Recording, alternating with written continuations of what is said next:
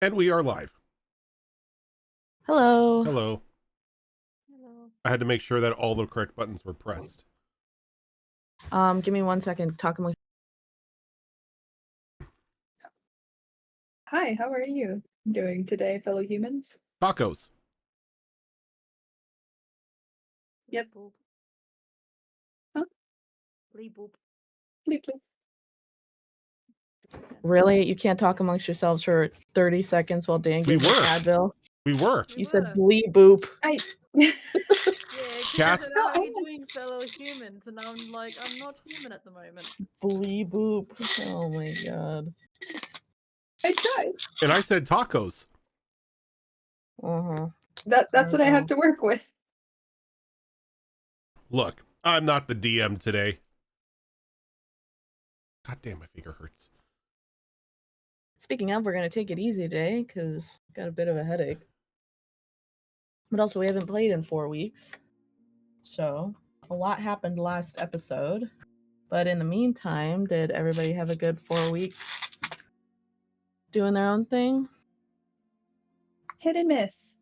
It was very hit and miss. We made fondue. We did make fondue. Wow. How did that go? It was delicious. You could What'd taste you dunk in that? kielbasa, salami, apples, Bread, bread. I think there were some pickles. pickles, yeah. Nice. I've been wanting to take Dan to the melting pot because he's never been. I don't think he's ever had fondue, so that'll be a fun experience. Melting pot is awesome. Yeah, Corey, it is. Corey got a like little fondue pot for I don't know, Christmas or birthday or whatever. I just and we bought haven't had a chance to use it. I thought it was a gift. Nope. Excuse me. I bought it Don't like sell. I bought it like 4 years ago, and we hadn't used it until recently. Oh. Well, I love fondue. Haven't been in a while, but it's nice. Okay. It was a really fun time. And then, so next time we'll do either a different cheese one, a different type of cheese recipe, or a chocolate one, which Nice. would be fun. Chocolate fondue is fun. Maybe one that doesn't have as much wine in it. Yeah, like, was it 2 cups of wine for that little amount of fondue? It was Yeah. a bit too much. But then You got again, turnt. that's what you get for going to a Rachel Ray website. We didn't even add the sherry. No, we didn't. Well, cool beans. Hope everybody else had really good weeks, give or take. We're back with the downfall of propriety. The last time we were together, a lot happened. You guys finally reached the mother tree, which holds all those memories, which is at the beginning of the river, which was told to Gaius in that vision to head towards the beginning of the river where the mother tree would be so they could get those visions or those memories that are collected in that forest in exchange for various other things. And you collected a lot of lore and a lot of information, some of them opening up new questions, some of them answering questions you had. But in the middle of that, 2 things happened simultaneously, which was that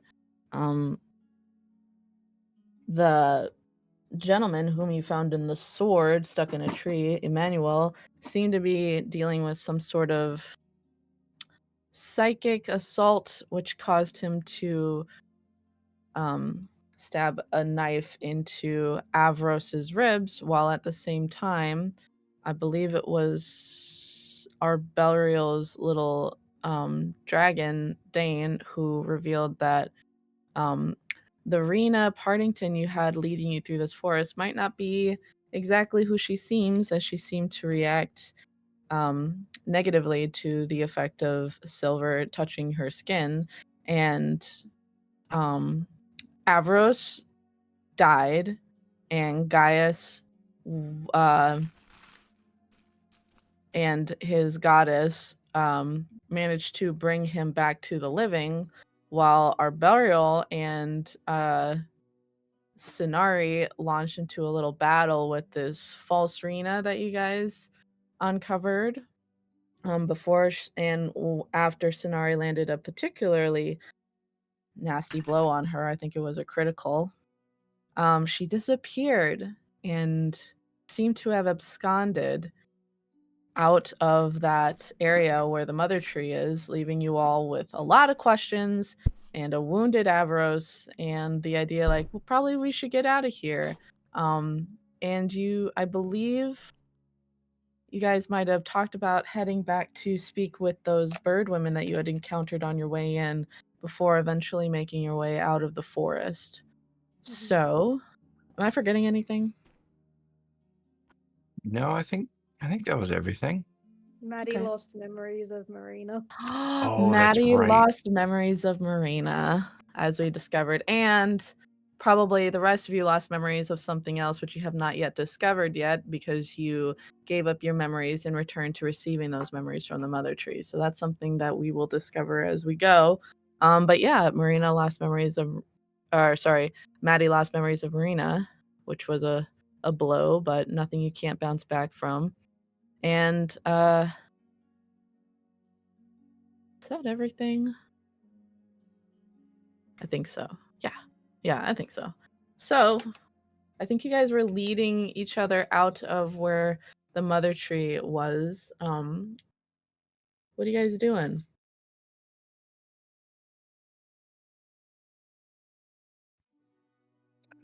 Do we, I guess, important question, since we no longer have our guide in the forest, is can we even discern which direction is out of the forest? You could always give me a survival check if you guys want. Sure. I'll even make it a group survival check. You Okay, guys can all work Okay, together. I don't just know if about to that's beg you helping for us. that. I don't know if that's helping us or punishing us. Shut up. Bunch of rich kids from the city. Just follow the road. There's no road. Let's see, how good's my survival? Only a +1, right? Which is pretty in character. I don't know how I've been alive this long. Is Emmanuel in the sword? He is, yes. Okay. Well, I will roll for Avros with my new dice that is hopefully not cursed. It doesn't seem to be, and I'll also have Marina help as well. Avros doesn't need to actually focus or observe anything. He should be fine. What the fuck? Okay. No, it's okay. Okay. So, real quick question for you. Are you gonna try to find Malls. some way to turn a 1 into a 19 or something? No, I rolled really well, but I don't feel right about that necessarily, because our Belriel has pretty good survival. He has a +3. I mean, it's nothing to write home about, but I feel like that good survival is more for, the environment that he's used to, of being surrounded by nobles and surviving in that sort of situation and I would navigating his way counter through that. argue and say that while you are a noble, you are pretty proficient with spellcasting and looking out for your own and stuff. Probably wouldn't take super high, survival to recognize kind of the way you came from, especially if it seems like it's a very dangerous situation that you guys are in. You might be on just high alert. Okay, yeah, I can get on board with that. I rolled a 19. Great. What'd you guys get? 7. Okay. 12. Okay. 10. Okay. Well, Marina rolled a 15 and Avros rolled an 18. So I would say that while maybe Sinari, well, actually, you all kind of collect yourselves as you step out of that Firefly Gate, back out on the road that you were on. And I think with survival, and you know that the forest is constantly reinventing itself, you all notice that the path before you looks very similar to the path that you were walking leading up to the Firefly Gate. So it doesn't seem like it's changed at all. You're kind of just retracing your steps back to where you had last seen the colony of bird women. So it seems very much like the path before you is the same one that you had encountered on your way here. So the way forward seems pretty clear. I wave to the reindeer as we walk past. Kind of cock their head at you, paw at the ground. I want to wave to the reindeer, but then I remember that I made them uncomfortable, so I don't. I just look sad. Make them uncomfortable. Okay, so you guys are heading down the path. Give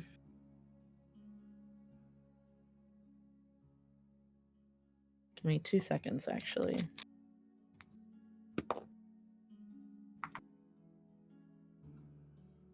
You still have that book, right? The one that holds Rena Partington's like whole history in it. Pretty sure we gave it to Marina. Oh yeah, Marina has it. Thank you.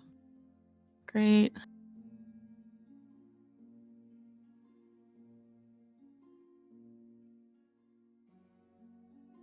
As you guys are walking down this path that's leading back to where you kind of came from, are you guys doing anything in particular or talking to anyone or keeping an eye out for anything? I'm definitely sticking close to Avros in case it at any point appears like he's maybe struggling a bit, having recently died and all. And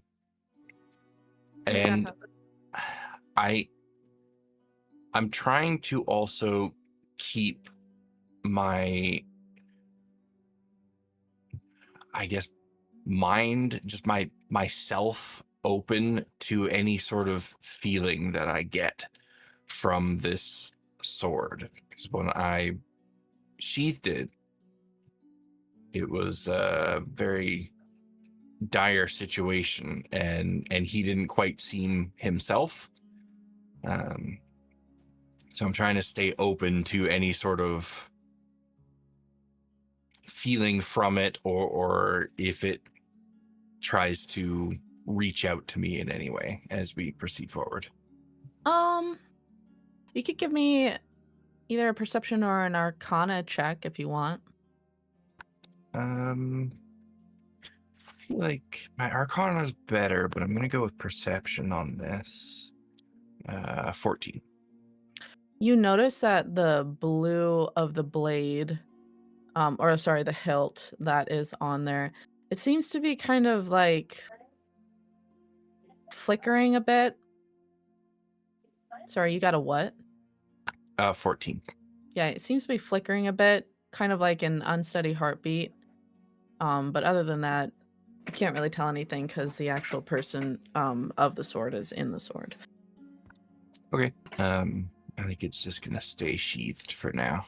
Mm-hmm. I think Avros comes up and he's looking fine. You and Gaius healed him up pretty well. Goes like, if I can offer my 2 cents on this, Please do. He didn't seem like he was himself. I hoped that was the case. My concern is that if I bring him out, that he is still not himself. Well, I was caught unawares, and it was just me around him. But I think with the 1, 2, 3, 4, 5, 6 of us, should be able to handle him. But that's your call. That's your sword. Well, I mean, he did also stab you, so it's partly your call as well, I think. Who hasn't been stabbed before? I've been stabbed so many times. Yeah, same, dude.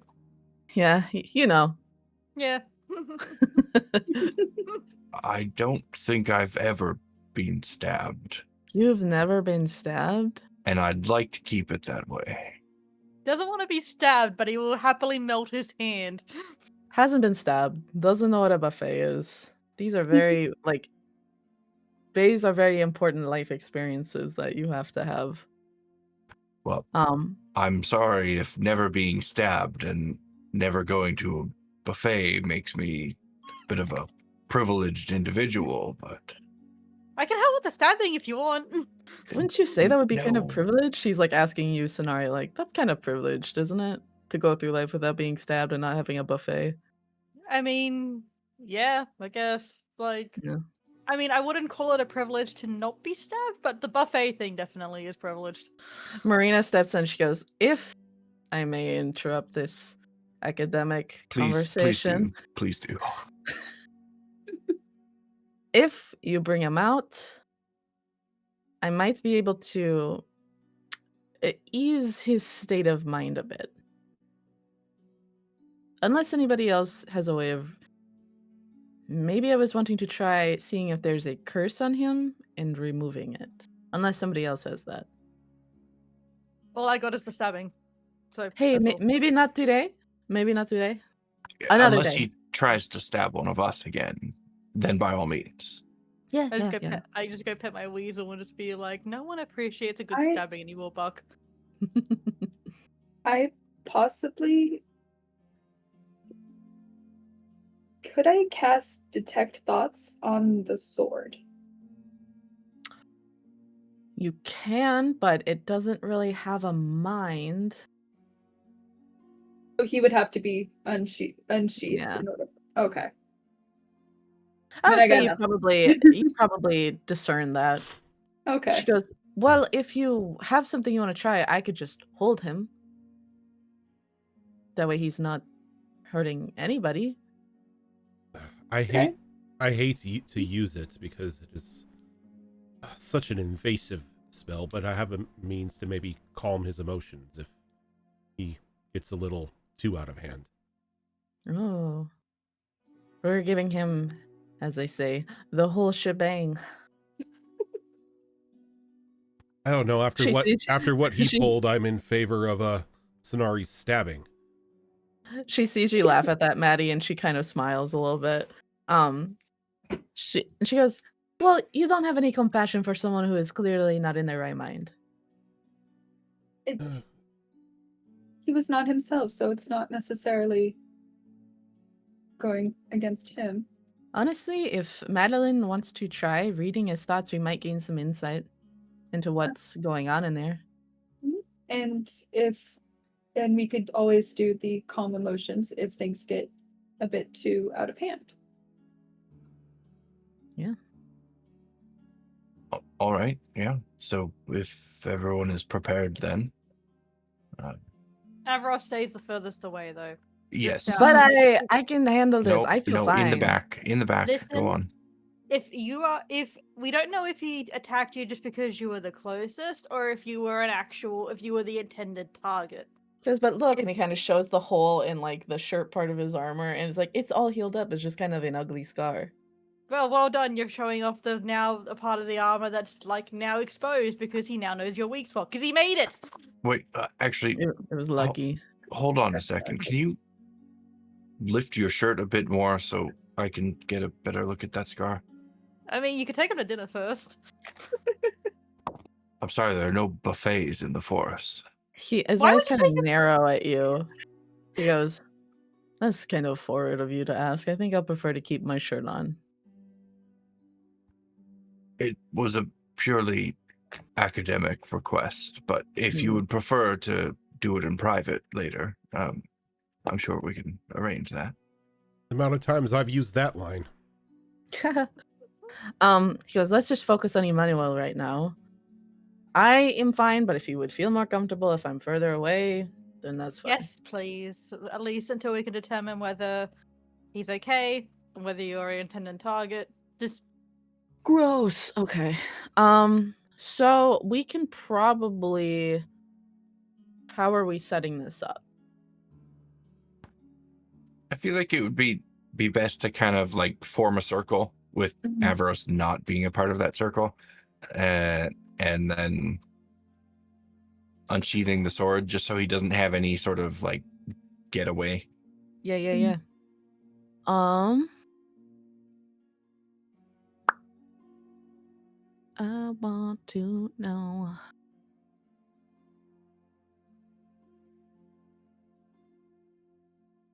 All right, so you all form a circle.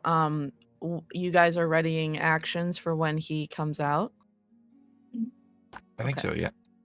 All right, so Marina is going to ready hold person.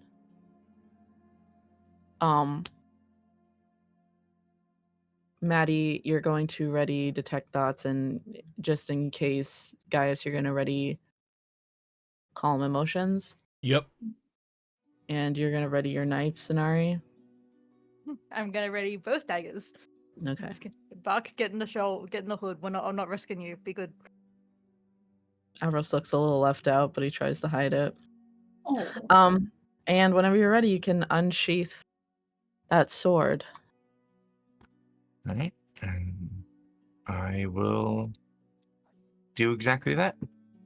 All right. The second you unsheath your sword, you see that flash of blue light that momentarily blinds you all, and you see on the ground in front of you Emmanuel, and he is on his hands and knees in front of you all, and he seems to be sort of weeping.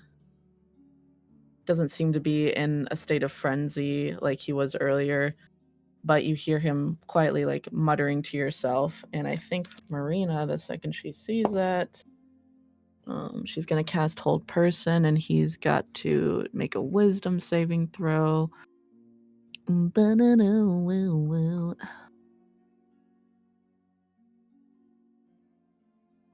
does not make that.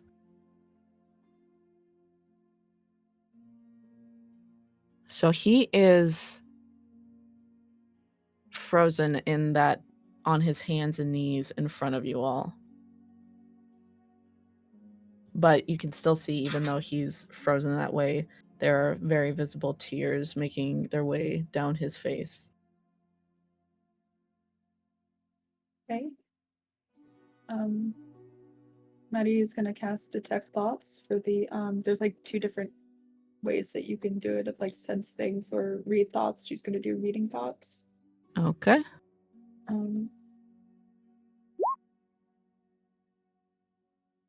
It's you learn what is most on the target's mind right now. Okay.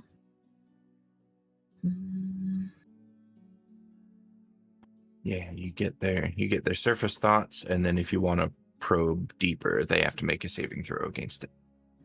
I'm reading because Marina has the same spell. Okay. So surface level thoughts. Your mind's kind of filled with what Emmanuel is sort of muttering to himself over and over. It's sort of that same begging and pleading that he was reiterating over and over before he got put back into the sword. Just kind of like, no, please don't do this. Leave me alone. I don't want to do this. I didn't want to do that. Stop, etc. Can I probe a little bit further? Sure. What's your spell DC? 15. Okay. Got a +2. He meets it, beats it with a 13. Okay. So if it fails, you gain insight into its reasoning, its emotional state, and something that looms large in its mind.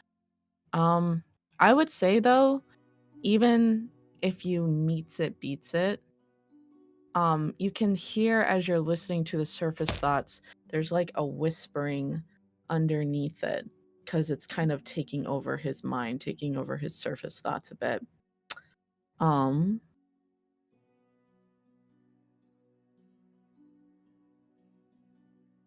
Oh wait, sorry. That's if it fails.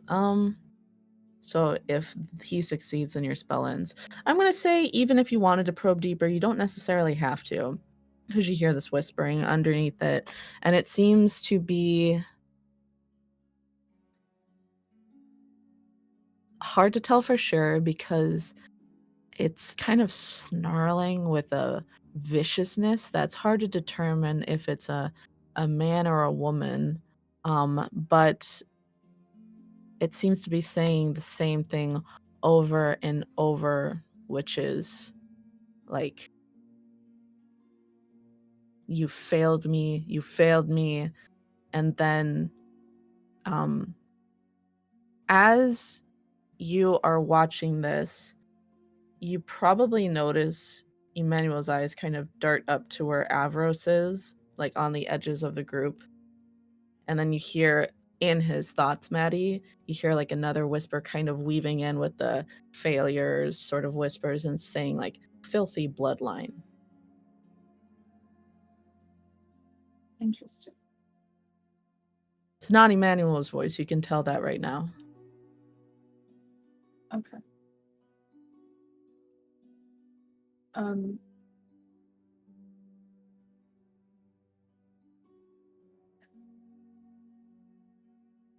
Does it look like he's going to be trying to get up as soon as the whole person spell ends? Like, does he look like he's actively trying to go after him at this point, or trying to?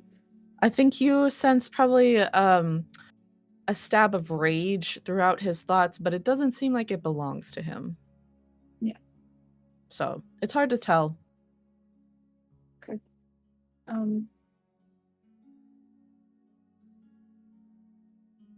Can you sheath him again for now? He's not, he didn't want to hurt anyone, but I don't believe that he is completely, sorry.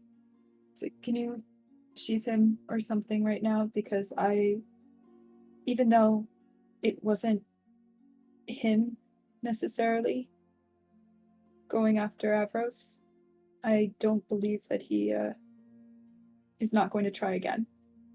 You don't want to try fixing him before we put him in? With what Maddie says, can Gaius get any sort of feeling that he may be charmed at the moment? It's like he's possessed. Sorry. You could give me like an insight.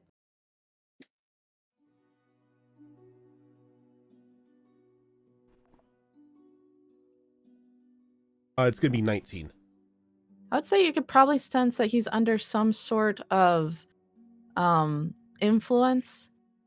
You're not sure if it's charmed or if it's a curse. But that definitely seems to be the case here. Okay, so with that feeling, Gaius is gonna drop calm emotions. Because calm emotions can allow you to suppress an effect that may be charming or frightening people who are caught in the spell. Do you mean you're going to drop it like you're going to end it, or you're going to actually apply it? I'm going to cast it. Okay, go ahead. Can you put it in the chat? Yes, I can.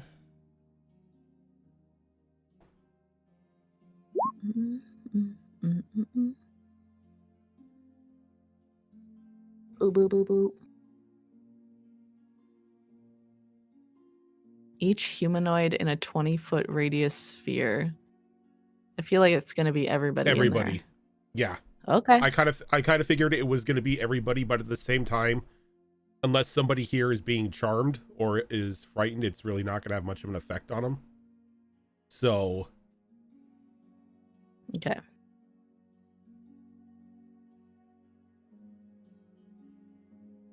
DC save is 16. Charisma. All right. Ooh, charisma. He barely misses. So I would say as you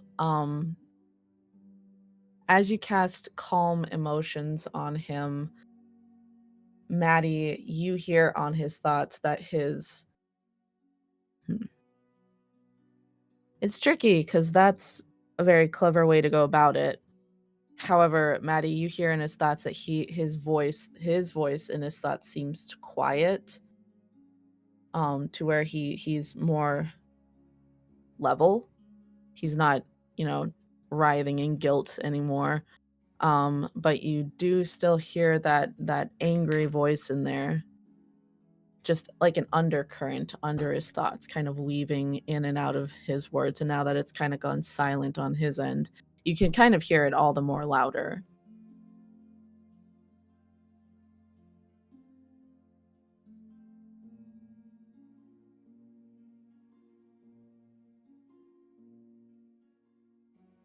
Okay.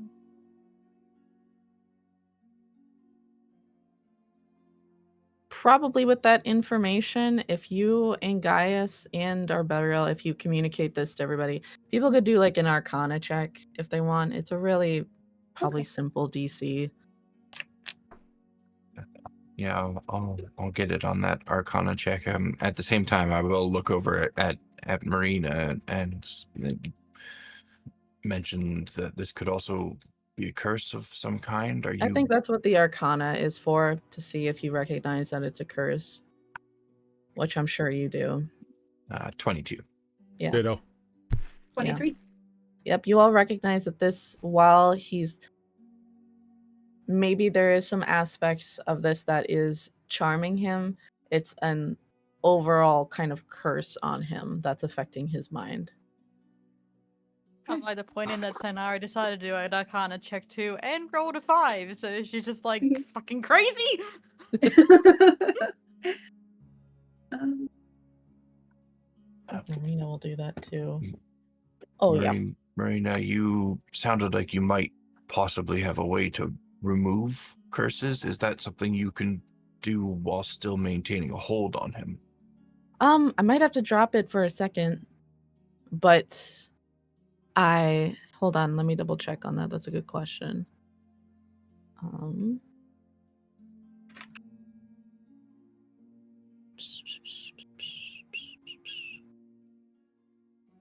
But I think I can do it quickly enough that it doesn't matter. I was just waiting to see if Madeline and Gaius were wanting to do anything else. Oh, hold on. Let me actually be helpful here. And I'm just like, I have 10 feet of hempen rope. True. Ooh. So I usually like, I'll just to be safe, I'll quickly tie him up. She goes, And ooh, I can- old school. Yeah, and I can quickly contribute. All right, you do Thank the you. magic thing, and I will keep him, restrained. Avros calls from way over where he's like, oh, are you feeling kind of left out? That sucks. Shut up! You died. Okay, go ahead. You can tie him up. Yep. Sorry, we Tie him care up. about your safety. Sorry. I'm Yeah, bored. I'm just kidding. He doesn't say that. So I just quickly tie him up, and I'm just going, right. It's been a while since I've done something like this, at least, like, especially when it's like, she goes, especially full body, consider, like, usually I just have to tie up the hands, but, like, it's a bit awkward of how he's like this, so, alright, and then, okay, all good. She goes, am I okay to? Shows, this is a new spell for me, so I'm kind of excited. I mean, here we go. Then she removes hold person. Go ahead, RB, sorry. Yeah, I'll also ready the sword to be sheathed just in case, he has the same kind of tricks that Arby does and can just teleport his way out of bindings. Whoa, that's crazy. Now I know. She goes and she kind of kneels in front of him where he's tied up awkwardly by Sonari, but still has that hold person on him. And she kind of counts down like 1, 2, 3. She removes hold person, and as she does, you kind of see like his body like kind of go lax a little bit. But as he raises his eyes up to her, she quickly puts her hand on his forehead, and murmurs something under her breath. And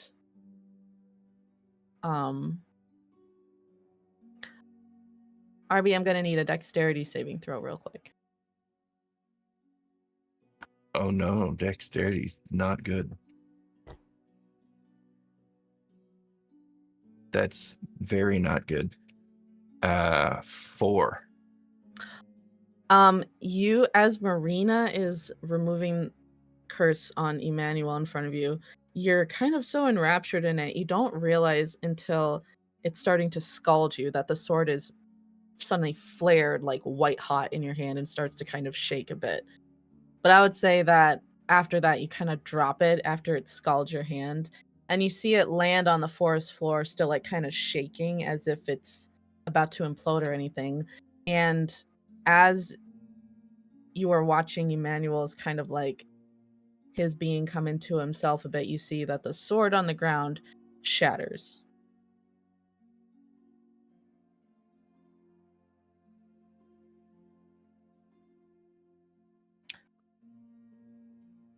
Is it just the sword that shatters, or does the sheath shatter as well?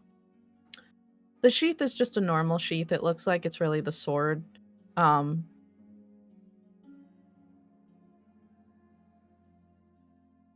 I'm sorry, you told us that you don't like that word. yeah, Scabbard. Is it a normal scabbard? it's too late. My bad. Too late. Yeah, so sword is finito into several glittering pieces on the forest floor, and you see Emmanuel with Marina's hand on his forehead looking up at her as kind of like life seems to come back into his eyes. And he is breathing hard. He goes, "Who tied me up like this?" Well, sorry about that, but like, you know, He goes, "No, no. Thank you. I I feel like I might have already introduced myself to you all, but let me do it for real this time. My name is Emmanuel Boreas, and thank you.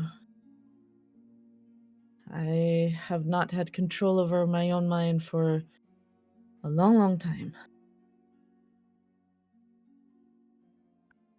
yikes. Do you know who has been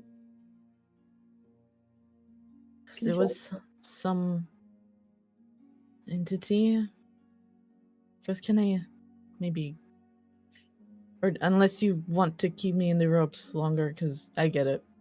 Because I don't know, it was some voice in my head. It was very convincing, and when I ran into the forest, I saw what I said to you all when you found me in the tree, and it was mainly true. I had run into the forest to escape my responsibilities of my family, but I was given sort of like protection in the forest, but it was as a tree, as a sword in a tree. And whoever that person was, I'm gonna call it a woman because she had a very nice, calming voice when she's not angry at me. She seemed to be sort of telling me what to do when I came out of the sword. So she was kind of having me speak to you all when you pulled my sword out of the scabbard. It's hard to explain. I'm doing a terrible job. Do you still hear the voices? Like, as far as Maddie hasn't dropped the spell, has she? Or Have you dropped the spell? No, it lasts like a minute. So I don't know if a minute has passed though. So you could always reapply it if you want. I can't. I am out of spells. Oh no. Second Well, level spells. So you're not sure if all's well on the Western Front in his mind there. look, do I untie him or not? I want my rope back. I ain't cutting this shit. This is too expensive. Could I just do an insight on him and try to determine if the person kneeling before us is the same Emmanuel that I was familiar with from before he went missing? Sure.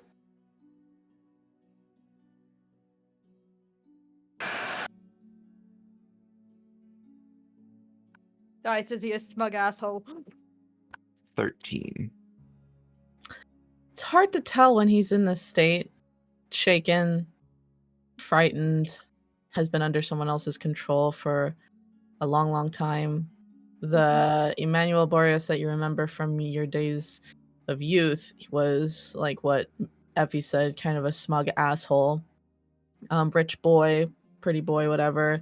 Now he's just some man tied on his hands and knees on the floor of a forest who's been through a great ordeal.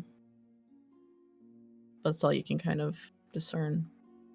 I mean, we could bring Avros closer and see if he reacts.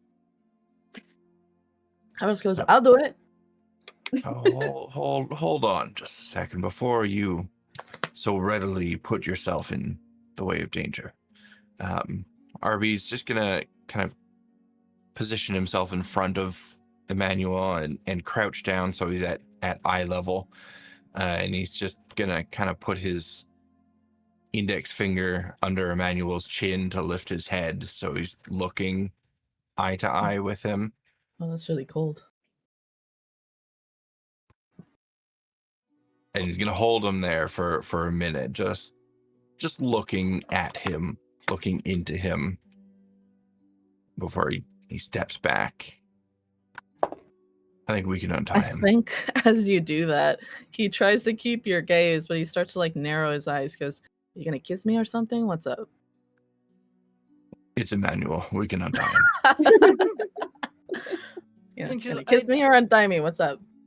So I go, What are we okay, doing? so the Dom thing was actually that there was a purpose to it. Great, got it. And I just start untying. Do you actually say that, Effie? Yes. Oh my god! Nobody knows what Dom is in this day and in this time. The term dominant still exists. I'm going to pretend. Okay, you People have been untie weird him. ever. He gets to his feet kind of shakily. And I think you see that Avros pushes past you all as he puts his hands on his shoulders. He goes like, "Are you still with me, my friend?" He was like, "Yes, I'm sorry." Because I'm really, really sorry that I did that. It was not my choice. He was like, "You are forgiven. Genuinely. I understand. I understood from the second it happened. It's okay." I was like, "Okay, well, thank you. Thank you to everyone. Genuinely, I want to get out of this forest. It was a mistake for me to come here in the first place."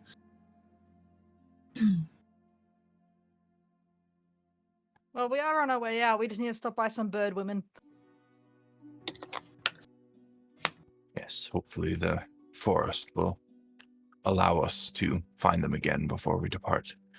At this, you see Emmanuel kind of pipes up. He goes, I understand if you all don't fully 100% trust me, but I mean, I have been stuck in a tree for many days, and I have seen how the forest shifts in front of me. I could help direct you all to these bird women. I know where they are. You can guide us then. Yeah. When you're in a one stationary place held by magic, the forest kind of shifts around you, and you kind of can follow its pattern after so long in there. Well, that's good. You finally have a use then. He pretends like he doesn't hear that. He goes, "Okay, here we go." I will collect the remnants of the sword before we go. Sure. If there yeah. As you pick them up, they're quite sharp, but I'd like to believe you probably handle it delicately enough. What are you doing with the pieces? Just tucking them away in my bag. Okay. What are you doing with the scabbard? I am keeping it on my belt for now. Okay. As you guys continue onwards, give me 2 seconds. Let's see. Ooh, okay. You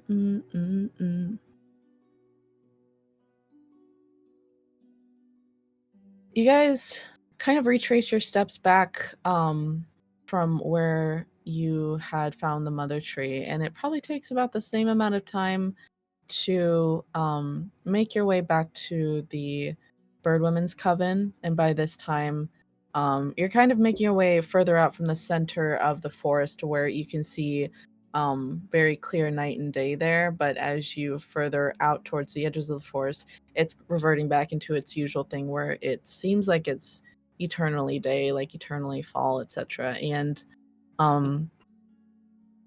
Emmanuel is leading everybody with Avros kind of walking next to him, and they're talking, and he goes like, "Oh, I think we're actually getting quite close." And he kind of looks around. He goes like, "Should just be to the right there." And you guys see the familiar sort of wood, like not wood, sorry, stone, like the mossy stone that leads back to this sort of half-felled chapel of sorts. And you can hear that very sweet music that is emanating from the bird women again.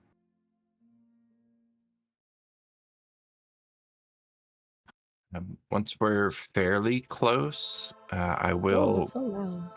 kind of stop and get Marina's attention. She goes, "Hello." I know the Rena we were with was not the real one, but I assume the need for asking permission is very real. Do you want to maybe take her place and ask these women if we can enter their camp once again? I don't want to just barge in there and then frighten them. Gaius barged last time. That was stressful. Yes, maybe a little bit more of a tactful approach this time. But they know us. Like, we should be all right. They know we're friends. If you think it's all right, Well, now I don't know. we've made, I feel like, a number of wrong moves in this forest. I don't want to make another one. That can't be right. Because honestly, can I be honest with you? We sent Gaius first. He's very charming. I just would trip over my words and sound like an idiot. Either Gaius goes first, or I go in and going, "Hey girls, what's up?" So Thank you. I think you would do a great job, Marina. But if you would prefer to send Gaius, would you mind, Gaius? And Gaius this whole time back since they started walking has been just lost in his own thoughts, so he hasn't been paying attention to any of this, and he sort of just like looks over at Arby. You want me to do what now? Just go into the camp here and kind of announce our presence and ask for permission for us to enter. Calmly, quietly, and respectfully. With that little bit of charm you have. This isn't just like a slow burn, like you sleep with mothers joke, is it? No. Do you sleep with mothers? we don't need to talk about that. No, you're like a very good with people person. Right. Yeah, sorry, I'm a million miles away at the moment. Are you okay? Yeah, perfectly fine. Just a little exhausted from everything that's been going on. Can she do an insight check on you? Oh, she could totally do an insight check on him. I was going to ask the same. I'm an insight check. I'll make my shit's about to get shot. Yep. I rolled a deception roll. What is it? 19. Ugh. Okay, well, I also rolled a 19. What's I my... got 18. Oh, your Meets it, deception beats is it. probably... Meets it, beats it. So that means you, that Marina would see through it. Oh, okay. Well, what does she see? As much as he's trying to mask it, he is not that normal, calm and collective individual that he normally is. There seems to be a lot going on behind those eyes right now, and it is a lot of inner turmoil. I don't think she says anything, but she clocks it for later. Yeah, I can go announce us, and Well, I can if you're not feeling 100%. If we Serrano de Bergerac this and you feed me what to say and then I say it. honestly, I didn't say anything the last time I walked in. I just sort of walked in. But you convince them to trust us. That's the main thing. But they kind of already trust us, so at least I hope they do and they weren't lying, because I kind of thought they were our friends. I'm not even sure how the rules apply here. I mean, we were invited in and we ate the truth berries and all that. Yeah. I'll just do it. I'll go in. It's fine. We rely on you so much. It's the least I can do. And she kind of walks up the stone steps and she looks over her shoulder at you all kind of nervously and she goes, Yoo-hoo! Sorry, I just goes, this is better than me just going, what's up? Yoo-hoo! Fuck It's it, I'm sorry, Marina. Hello? She just walks up behind Marina and goes, hey ladies, it's us! You know, It's a you That here? was a bit shrill, wasn't it? It was kind of shrill. And as you hear Yoo-hoo, it's Marina, you see kind of like a falter in the song going on here, but then you see very familiar bird women making their way out to you all. And you see their leader, Jessamine, being, well. Seeing you all so soon again, what a treat. Yeah, things have gone down since we last came around, so we have questions that we need to ask. Like, Oh. Well, we will do our best. She goes, are you all hungry at all? Or tired or need some rest or anything? not gonna lie, probably very tired. I understand. You're always welcome here with us. I'm sure we can make some room for you all. She kind of waves, and some of these bird women kind of lay out like new mossy little what seem to be kind of blankets for you guys to all sit on, and some of them bring out bread, and one of them puts little berries in front of you all and a carafe of water. And she kind of sits down. She goes, tell me what's on your mind.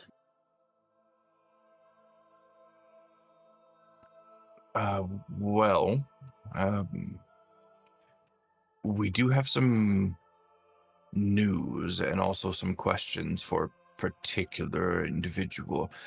I don't suppose Elizabeth is around? Elizabeth is around. And she goes like, Elizabeth.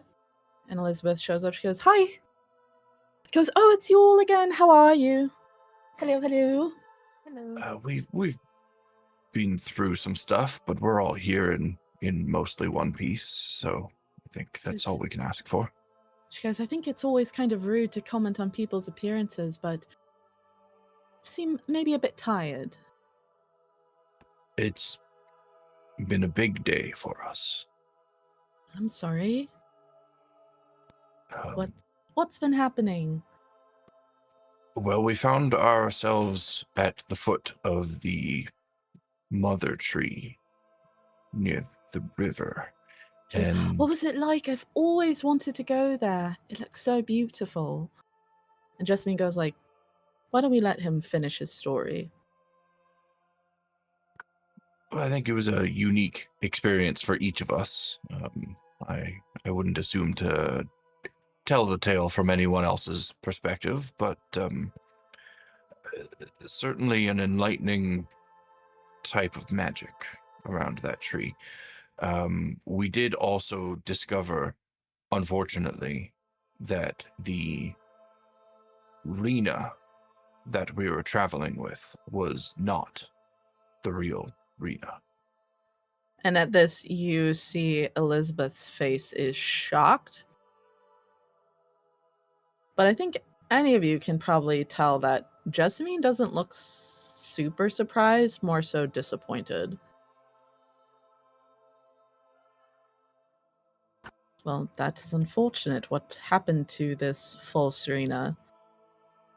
Well, we discovered that she was a doppelganger of some kind, and after a bit of a struggle, unfortunately, she was able to get away from us.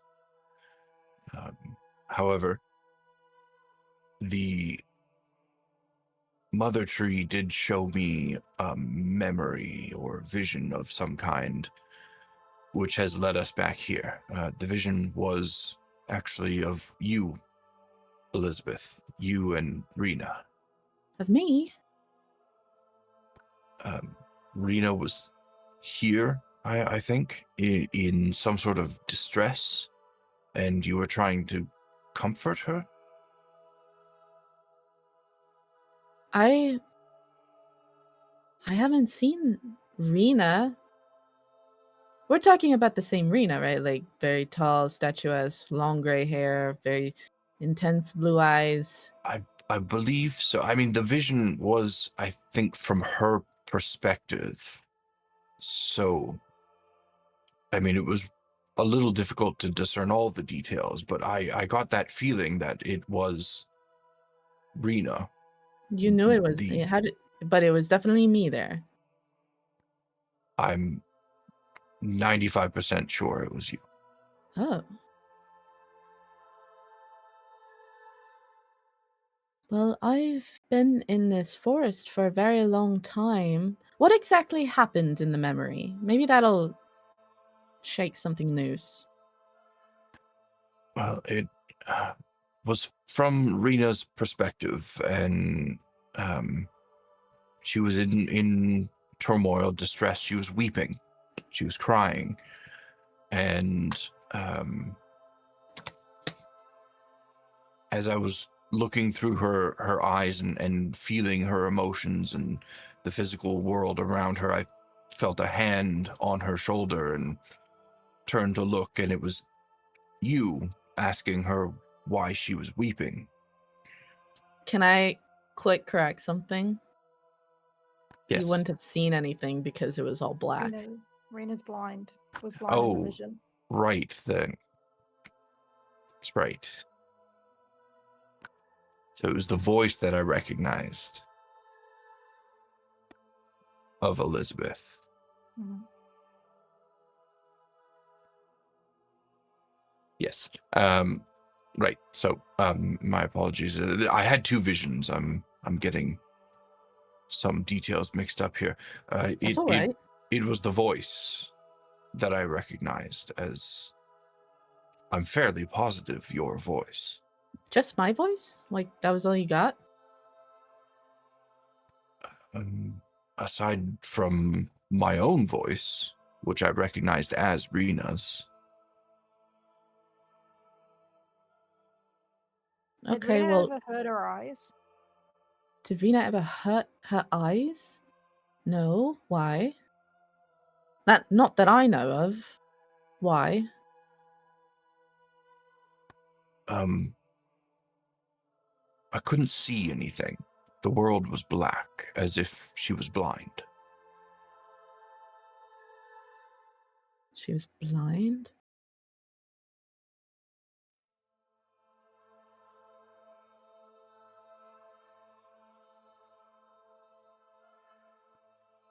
Yes, the distress towards the end of the vision turned to a sense of mourning, as if Rena had lost something. I think you see Jessamine kind of glance over at Elizabeth, who seems to be like several revelations seem to be hitting her at once. And Jessamine says, well, we are not normally in the habit of giving up information about our sisters here. You never know who's coming through here. She goes, can you just take my hand so I may know that you are truly you? And as you see on her hand, you see a silver ring on there. Of course, yes. And I do, and I very deliberately touch my skin to the silver. She grips your hand in a very like firm handshake. And she sees that there's no reaction. She goes, "If I may take everyone's hand, can't be too careful." Okay. With your permission, Malls, while everybody was sort of following them into where they're at, Gaius probably would have tried to wander off on his own for a moment. Really? To Okay. separate Where are you himself going? from everyone. He's just finding just a secluded spot in this area where nobody is at. What are you doing? Well, once everybody does their thing here, he is going to reach out to Laridia. Okay, cool. Everybody except Gaius, I'm assuming, takes Jessamine's hand. And you see no reaction from Emmanuel, Avros, or Marina, and no reaction from the rest of you, so no doppelgangers around. And she goes, she probably notices that you're not here, Gaius, because she spoke with you pretty lengthy. She goes, "Where is your charming friend? One with the red hair and the tail." He's right over somewhere. Well, I'll tell you what it is quickly on the off chance that he might not be who he says he is. It's better to leave this information with people who I know I can trust. She goes, "We had Elizabeth." She kind of glances at Elizabeth, but Elizabeth seems like too shell-shocked. She goes like, "Elizabeth had an encounter with a blind woman many years ago, but it didn't look like Rena. But from what you're telling us, it sounds very much like that same encounter." And Elizabeth kind of speaks up, and she kind of she asks quietly, was she kind of saying, did I say like, "Why are you weeping?" And she goes, "I don't know." That is exactly what happened, yes. She goes, oh God. She goes, "Okay, well, this is very, very, I feel like everything's wrong, and okay." And Jasmine says, take a moment, sister." She goes, "Elizabeth encountered an older woman several years ago with this exact same situation that you're describing before us, but it did not look like Rena. She had long, dark hair. Everything was sort of scraggly, like she'd been lost in the forest for years, and her eyes were this milky white. She was very much blind.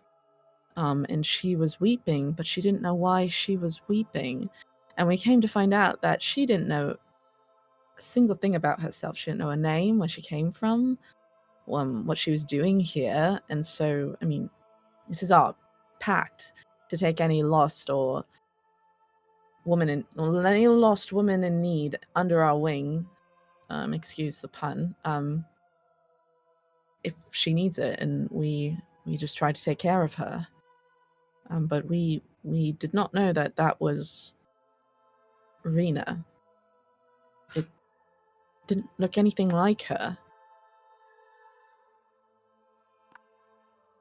Makes me wonder then if the other vision that I experienced is perhaps directly connected to it. While traversing this forest, Madeline and I found ourselves briefly in a different time stream, I think is how we described it. Who And hasn't fallen into a time stream? You got out, though, I see. we did, thankfully. But while we were there, we did see some sort of strange, shadowy beast Um, You see Jessamine's face kind of harden. She goes like, yes, this creature that stalks our forest. It's got some strange sort of dark magic that makes it able to traverse the streams without being affected. Or if it is affected, it doesn't show any means of it. But we have thankfully managed to evade its gaze due to the magic of the forest protecting us from, honestly, men. I can only assume that this creature has some semblance of a man about it. That's the only way I can think of the fact that it has been unable to pierce our protections. Simultaneous to this vision with Elizabeth, I also experienced one, again from Rena's perspective, where she was quite suddenly beset upon by this beast.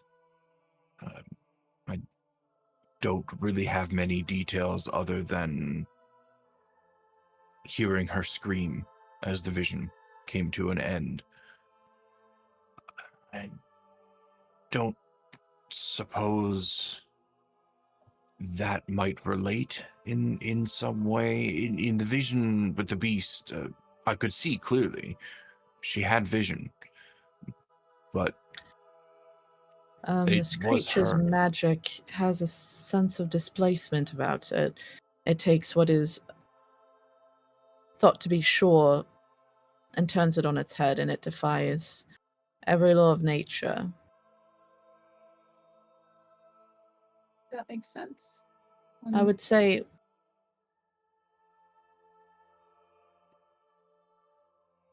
we don't give up our sisters. But if you wish to ask her, she's still here. However, I will say she is not in her mind. If this is Rena, it'll be difficult to get an answer out of her.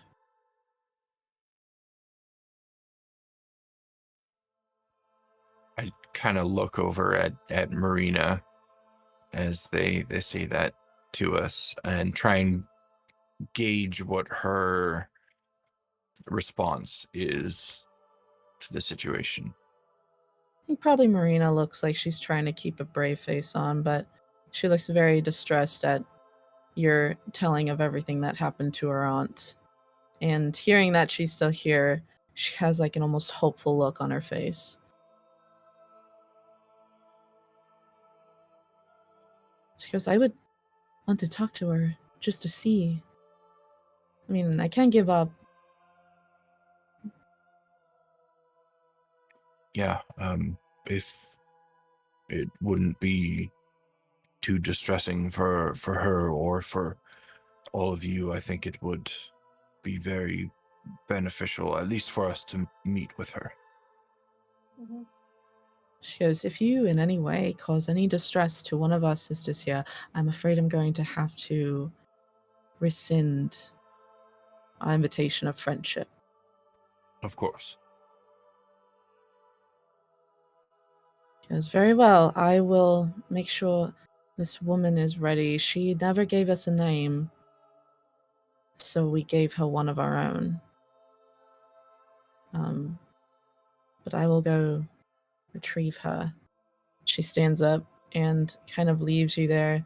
And Elizabeth is still sat on her little mossy blanket, and she looks very upset. She goes like, I had no idea. And what that poor woman must have been through, if that actually is Rena, is so awful. She goes, I'd better go. She's gotten closest to me out of everyone, probably because I found her. I'd better go help Jessamine as we named her Jane just because we didn't have any other name, but Jane can be can feel a lot. So. Understandable, given everything she's been through. I think she gets up and leaves you on your little moss blankets. And while they grab Jane, Gaius, what are you're wanting to talk to Laridia? Yeah, he pretty much, like, as everybody's going in, he's sort of just slinks away, and just finds just a small secluded area, and he's going to reach out to Laridia. Mm-hmm. He's like, because he doesn't know how to contact a god, he's just going to say, I need to talk to you.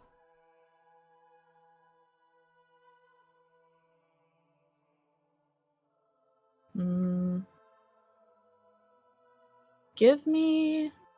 You can either do an Arcana or a Persuasion check.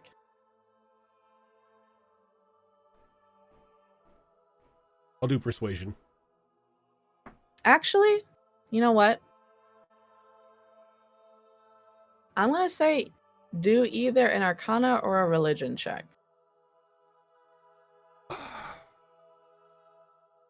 this is going to be less of a fantastic roll that I just made. Because my persuasion's on 11. Because he's reaching out to a god, it's going to be a religion check. It's going to be a total of 21. Okay. Instead of 31. Okay.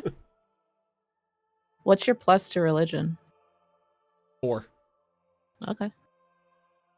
As you reach out,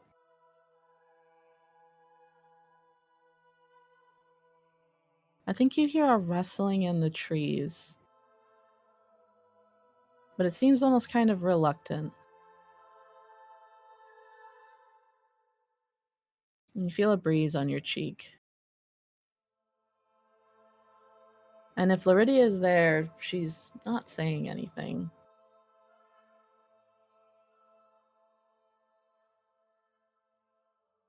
If she is around, she probably will feel the frustration coming off of him at the moment. Okay. It's like, I need to speak to you as to what happened recently with Avros. The trees around you seem to still. No breeze going through it, as if she's waiting for you.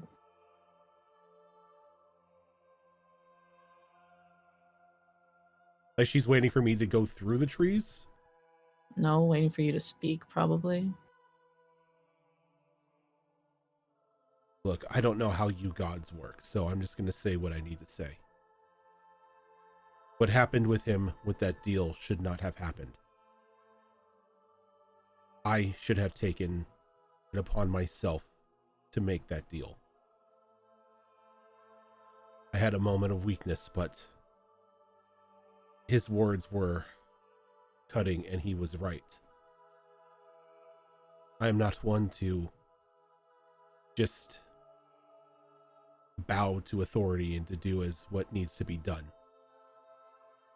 I have always acted in a means to help those around me when they needed help. And what I did back there, I failed him. I may be your shepherd, but I am his friend. I ask that whatever he has to give up for this boon that you've given him, you take it from me. He is the best of us, and he does not need anything missing from him. He has enough on his plate as it is.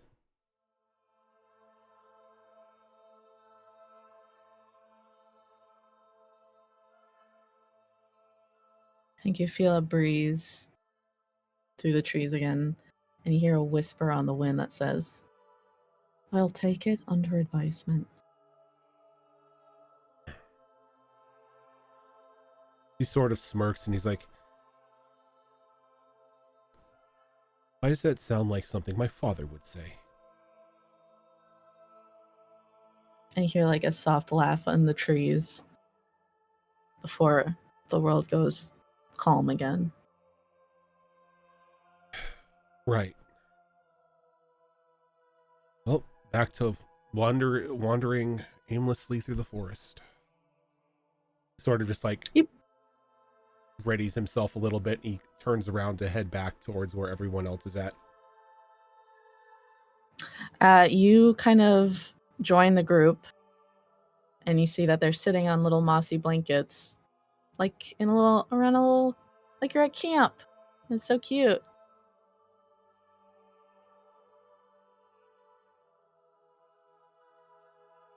So while we have a moment Mhm. before the ladies come back, I'll kind of turn to look at everyone. I don't know what this person is going to be able to share with us, if anything. But I must ask before they arrive. How vital do we believe it to be to learn what happened to them?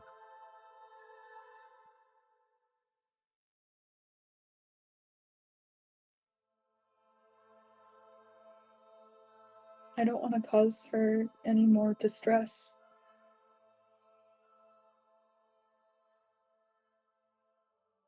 We'll just see what she remembers. She There's no might need need to push her. something to help jog her memory. Might be good. Usually when I'm with Headmistress Holton, we bring people back from the dead.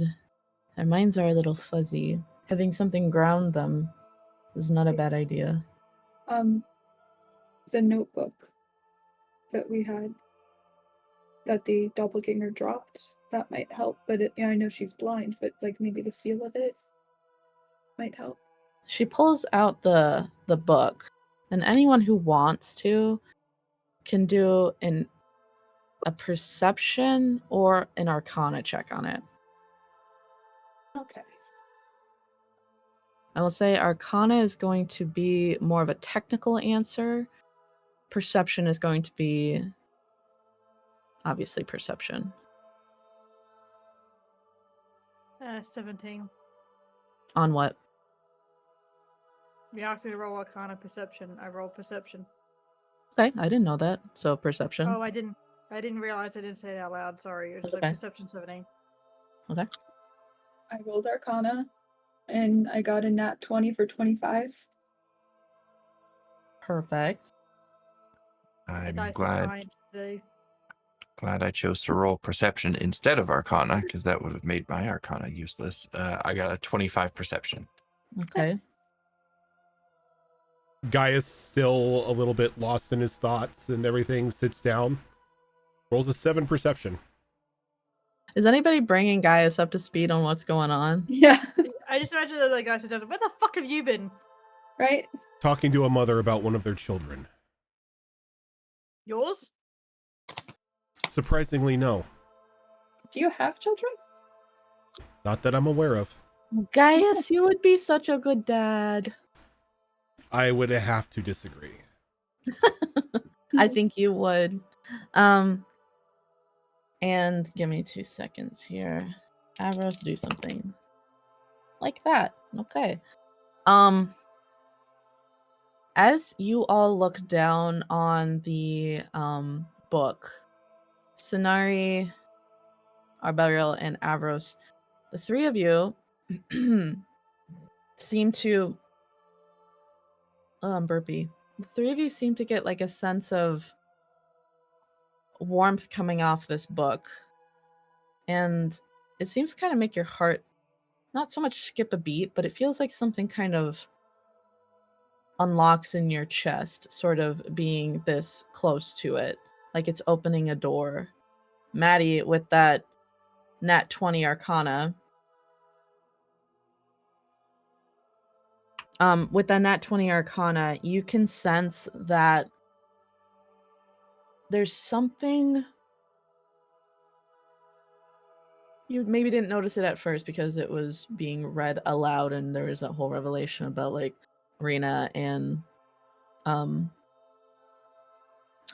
Yadira, but there seems to be sort of like a sort of magical shimmering around this book that seems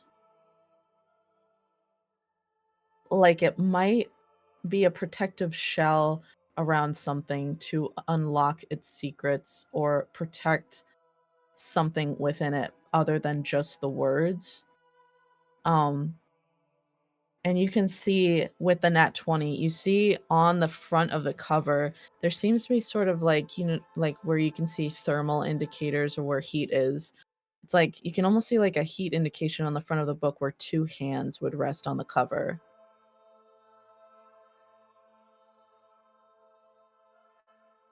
And it's magically kind of, it's not visible to anybody else but you because you're able to kind of see into the magic of it.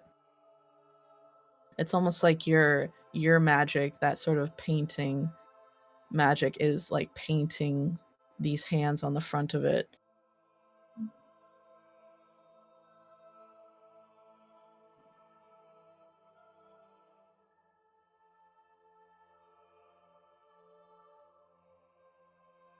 I'm trying to figure out words to repeat what you said in character. Sure.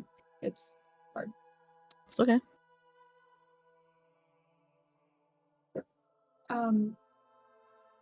There's something else with this journal. From what it looks like, you can unlock more with two people. I'm thinking it's, Rena and Yadira, possibly. But I don't know if just any two people will be able to unlock it like this, with this magic. I might not have explained it right. Sorry. It's okay. The two hands look like they're just like this on the cover. Okay.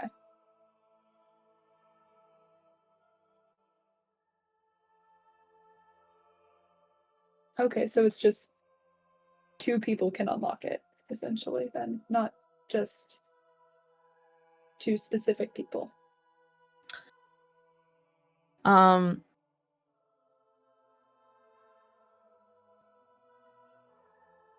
would say that's a thought.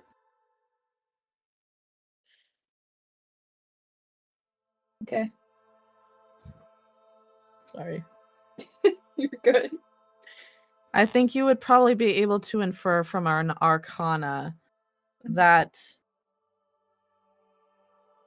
this book opens for maybe a specific person with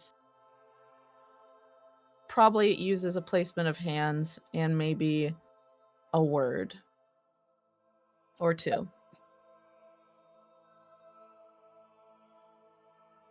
Okay, so one person can open it up, placing their hands specifically like this, and a word spoken to unlock it.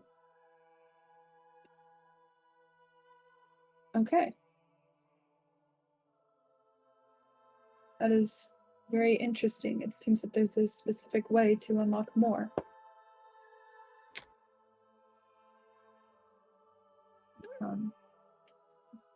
Not quite sure what the word is, but it looks like you need to put your hands on the journal like this and say the word to unlock it. Cass, you're coming in a little low. Sorry. Farther away from my mic. Can we just say that I said that? I don't want to repeat. No, Okay. you came in you came in clear enough. It's just you were a little muffled at the end. Was all. Okay. Do you think that perhaps it is a specific word that was chosen by Rena, or that it would be something as simple as the right person placing their hands on it and simply saying open?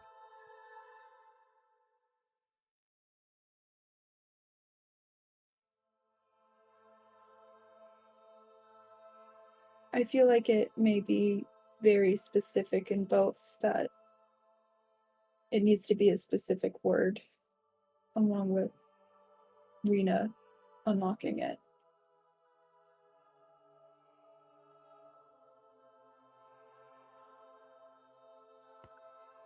do we know anything about Rena that might give us an indication as to the type of magic word that she might use?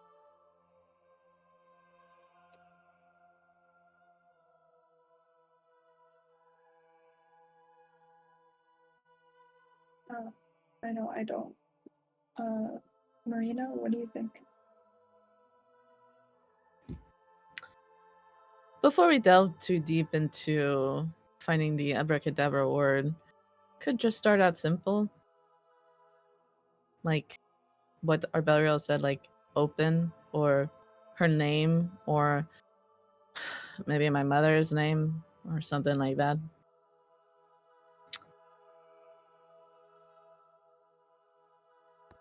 It's worth a try. If need be, we can't get the right word. We could always ask Headmistress Holt. She actually knew my aunt for several years. So, and very last resort, we could ask my mother. Sorry, what was that? Could you say that a little bit louder? We can ask my mother. We don't have to I get that far. didn't quite catch that. I said, clean out your ears. We can ask my mother. Confidence, Marina. Say it with confidence. I'm You can sorry. ask my freaking mother. Ah! There you go. Nevros was like, you're being really loud.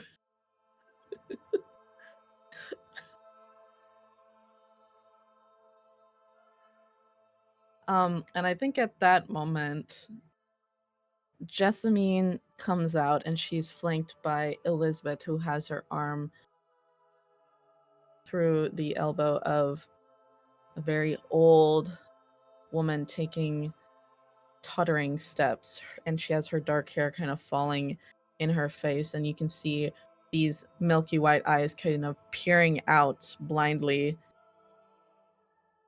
ahead of her. And Elizabeth very gently guides her to a seated position in front of you all, with Elizabeth on one side and Jessamine on the other. And Elizabeth talks to her. She goes, Jane, we have some friends who are here to speak with you. Just like I mentioned back there in your room. Is that all right?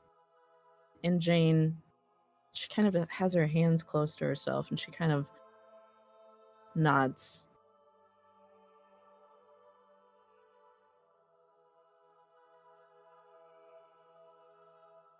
Could we see any like sort of physical or familial relation just from Jane's face to like that she looks similar to either the Rena that we knew or even just similar to the Partington siblings? Doesn't look well. The thing is that the Partington siblings kind of take a lot of their features from their mother. You know, darker skin, dark hair, dark eyes. They don't really look anything like their father, and Rena looks very much like their father.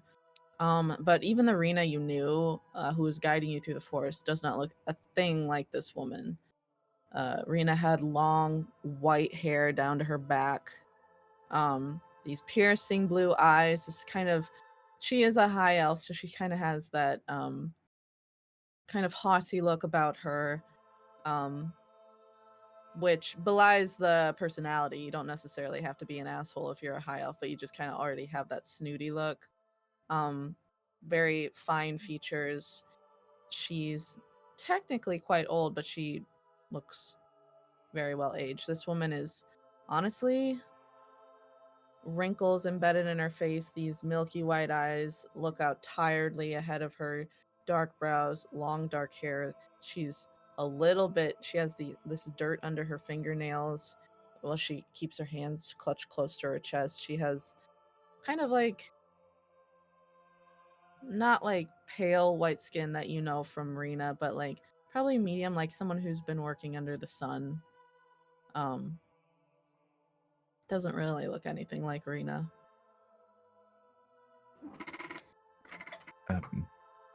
Joining in that brief moment to kind of look her over, I do want to, as subtly as I can, Not that I'm trying to hide it. I'm just not trying to surprise anybody.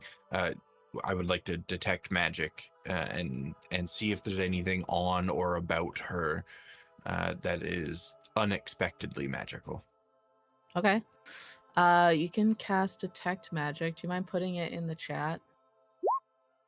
Cool. Wow, that was quick.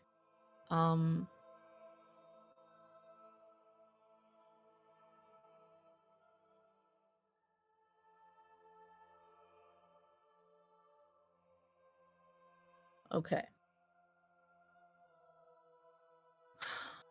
I'm not going to do this like a normal detect magic because I wouldn't know what school this is coming from.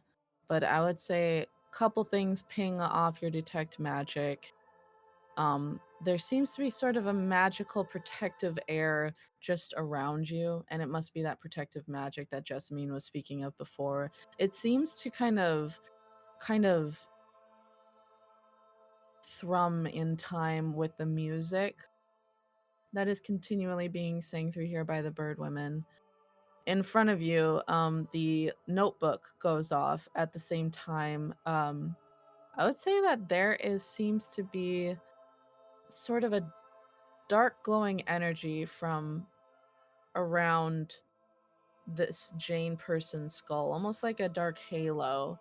But it seems to sort of also thrum in time with the book in front of you. Even though they look like two very different kinds of magic, this one in a halo around her, it gives you kind of the same vibe as that nightmare magic that you've seen the plant of.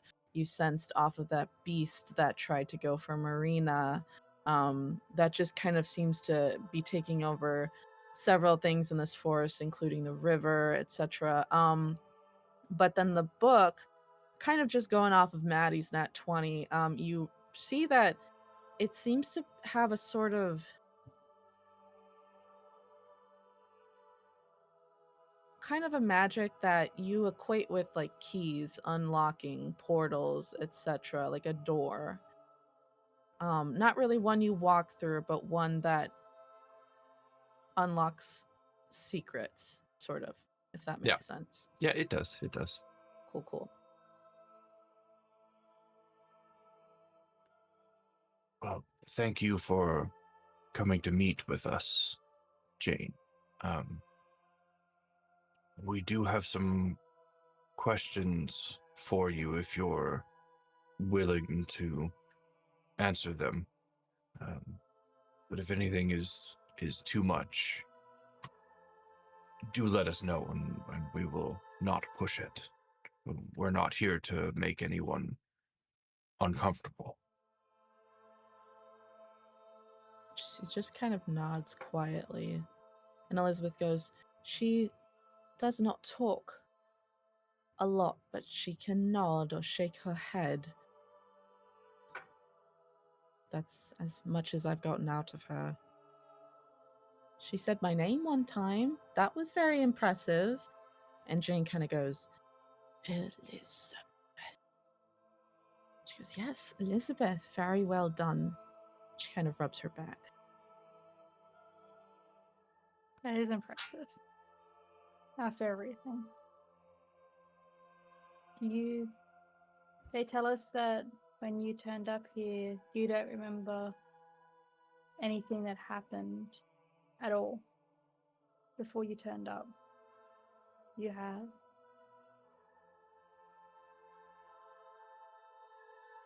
You have any,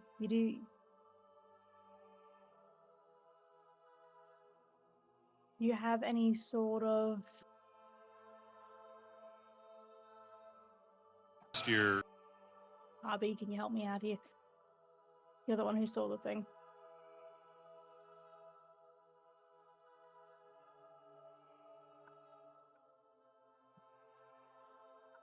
So do you have any recollection at all of the time that you arrived here?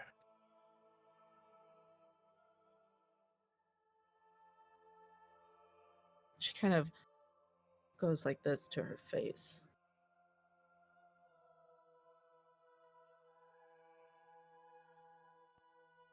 Okay, I think I understand. Do you? And you don't remember who you are or who you were in any way? She kind of shakes her head and she goes, Elizabeth. And Elizabeth goes, yeah, I found you, and you did not have a name, right? She nods. She couldn't remember where you came from. She nods and kind of shrugs apologetically. She keeps going like this to her face. She goes, you were sad? She goes, nods. She was very upset, as you saw. Yes. Do you recognize the name Rena at all?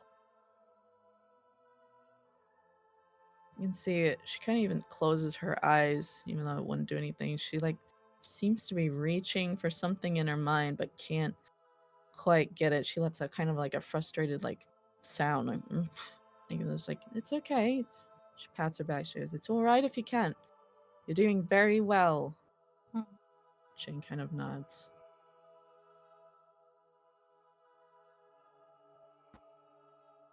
Do you recognize the name Rasmus at all? Instant shake of head. What about the name Yadira?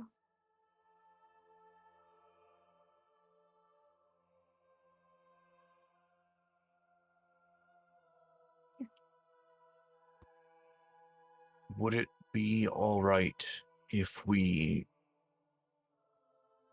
placed a book in your hands for you to explore? She kind of turns to Elizabeth. She looks quite nervous. She goes, Elizabeth. And Elizabeth goes, they're just going to have you hold it for a moment, okay? Won't hurt you. She kind of nods after getting that assurance from Elizabeth. She holds her hands out like this. I'll look over. It was Marina that had the book, right? Yes. Would you like to place that in her hands? Cover She's- facing down. Why don't we just... And she kind of reaches out, gently takes Jane's hands, and Jane kind of jumps. She goes, I'm sorry, it's just a moment. She turns her hands so they're like this. She goes, just rest your hands on this book, okay? And Jane does so. And instantly, as her fingers touch it, you see points of light shooting out from underneath that, sort of like when a scanner recognizes your handprint. And it seems to be thrumming with energy, waiting for something.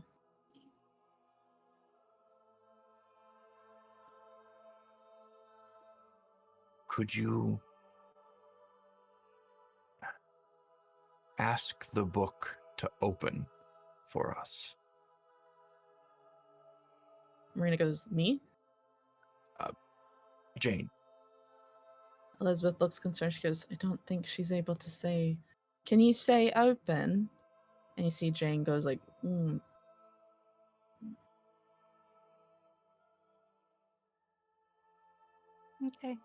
And Marina goes maybe just someone else has to say it open. And you see the book kind of flare, but then it kind of, nothing happens. Wrong word. She goes, no, that's good. You did good, Jane. We're figuring this out. Thank you for your patience. And Jane kind of nods. And it's something unlocked in her brain. She recognizes the importance of this, so she's trying very hard to stay present and not get frustrated. So she's still got her hands on the book. Maybe try. Oh, I don't know. My father always uses my name or his name or other people's names for passwords. Try the names. So try Rena Partington. And as Marina says that, the book flares, and this light that seemed to be kind of under her hands, taking the shape of her hands, starts to slowly make its way up her arms. And you can see that Jane kind of starts a bit and seems to kind of start trembling a bit. And Elizabeth goes like, "What's happening? What is this again exactly?" And she goes like, "Oh, it's okay. Just what's going on?" This book belonged to Rena. She recorded many thoughts and presumably secrets and possibly memories within it. And as you're saying this, the magic is starting to go up her arms, and Jane lets out like kind of a frightened cry, and Marina goes like, I'm sorry. It's just hang tight, okay? It's just going to be a minute, okay?" And Jane's face is scrunched up and she looks frightened, and her blind eyes are looking out like at nothing, and Marina is still holding that book, and it's almost she's not taking her hands off of it. It's like her hands are still kept to it. She's just frightened. And this magic that seems to be emanating from the book finally encompasses all of Jane, and you hear like a ragged gasp come from her. And you're all temporarily blinded by this bright blue light that seems to be coming from this book. Fuck, not again. And this bright blue light envelops this old, tired woman in front of you. And as you blink past the pain of the brightness, you see that her dark hair is shifting to white, like white is bleeding down from her roots down to her ends, and her face seems to grow younger as only high elves can. And she grows in stature, and her limbs become long and willowy, and her skin pales to that very light skin that you remember, and the milkiness in her eyes seems to disappear as you see those very familiar blue eyes looking out at you. And all of this happens within maybe a minute and a half. And when the transformation is complete, you see Rena Partington kind of kneeling in front of you, hands on this book, breathing hard. And Elizabeth goes like, "Good Lord."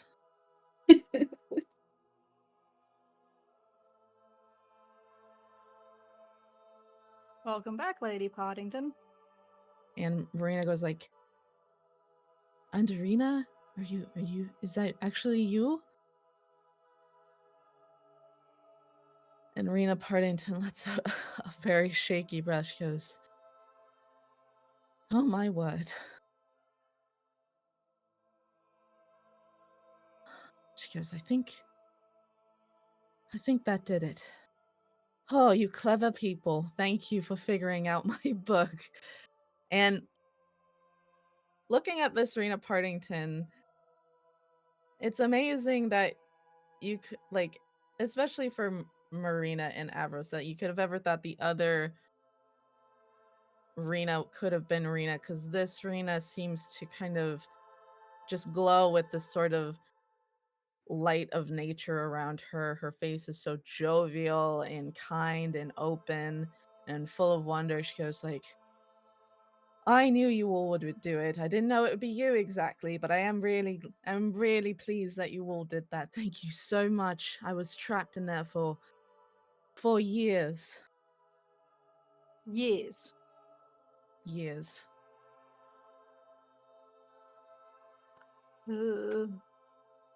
Glad to have you back then. I don't mean to be a spoil on this parade, but maybe we should implore a silver test before we get our hopes up too much. Very much so. She holds her hand out, no problem. Who's got silver for me? I take my necklace off and put it on her hand. Very nice. Good quality. Thank Yeah, you're a lot nicer than the other Rena. Oh, you are much, Rena. much nicer.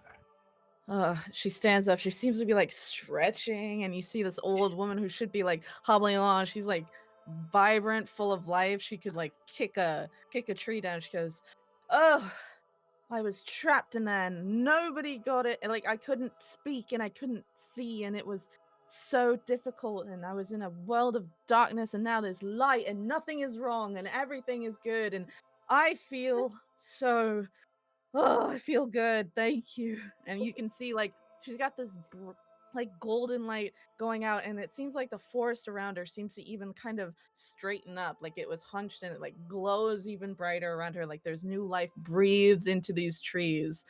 She goes, "Ah, it is good to be back. Thank you." That is a terribly impressive bit of magic with that book. I knew that with the fickleness of this forest taking its memories wherever you please, there is the chance that someone could use that to their own means. And if I was ever wiped completely, so to speak, at least I had a way to get back to myself. Very smart. Thank Very you. smart. Very useful. Did you read it, perhaps? Because I had some very private stuff in there. You know what? I don't want to know. In our defense, we thought you were dead.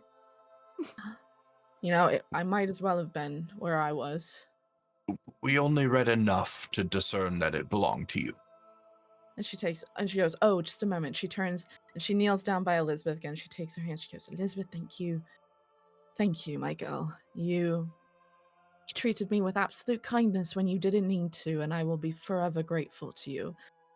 And Elizabeth is like crying. She goes like, "Oh my god. Oh my god. I had no idea that was you. I'm so sorry." She goes, "You don't need to cry. It's all right." She goes, "I just wanted to thank you." She goes, "Oh, this was the worst of all time. I feel awful." She goes, "You don't need to feel awful. It's all right." Anyone got Takes her tissues? hands and she goes, gives her a kiss on the forehead. She goes, "You did so good, my girl. You did so good. Thank you. You took good care of me. Thank you." Yeah. We could, and I turned to Elizabeth, like, we couldn't have done this without you Don't helping say her. that. I think I should have known. Oh my god, that's a horrible place to be. Because, you know what? Why don't you have some bread and water? Maybe a truth berry if you're feeling up for it. And Yeah, Rena pops a berry in her mouth. Oh, I can taste things again. Oh, this is nice. Oh, break me off some of that bread too. She like stuffs her. She says, "I can actually taste. I can see. I can smell. I can talk. This is great." Whew.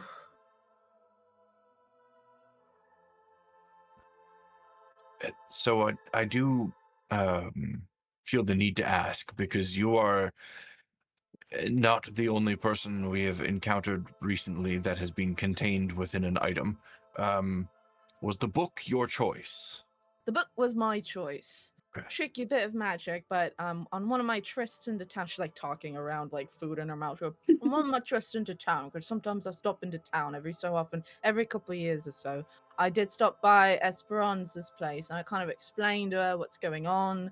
You know, forest seems to be really rapidly deteriorating, and people are losing their memories here and there. And there's also a terrible presence in the forest that has a terrible bit of magic on it." And I go, "I'd love a fail safe. I'd love a safeguard just in case something happens." And she whipped this up for me, no problem. That Esperanza, she is one She's something clever else. gal. She is. Might have to ask her about that sort of thing myself when I see her. Now, not to jump straight into grisly business. No, please, let's hash it out. I've been stuck in there for years, dying to tell someone. Have you been able to perceive anything from within there? Do you know what has been happening since your disappearance, or since the doppelganger took your place? Jane hasn't. Jane, whose body I was in. And I don't know whose body was used for me, but she was blind and she was mute, and it was hard to get a grip on anything, but I can sense what's happening in my forest. And I could sense it darkening at the edge of things, and I could sense someone walking through it. or something, walking through it. But other than that, I am unfortunately a bit ignorant. Well, and he's gonna look to the rest of the group briefly before he starts talking, just to see if there's any indication from any of them that he should hold any of it back. Otherwise, he's prepared to just tell her everything up to this point. I don't see why not. She goes, "Is this your leader?" He's like, points to Arby. "You're all quite quiet." He's the best at talking. It's Really? But Sanari's just in there, like she's like looking like she wants to say something, but she's like, "This might not be the time," and she's just like, so being distracted when she goes, "Is he your leader?" And he's like, "He doesn't lead me for shit." Well, then speak up. I want to get to know my saviors. Who are all of you? Oh right, Before you don't start actually know. asking me- You before don't actually know start who we asking are. me personal Yes, questions. yeah, you don't actually know who we are, right? That's probably best way. Sanari. Sanari. Yep, I'm Sanari.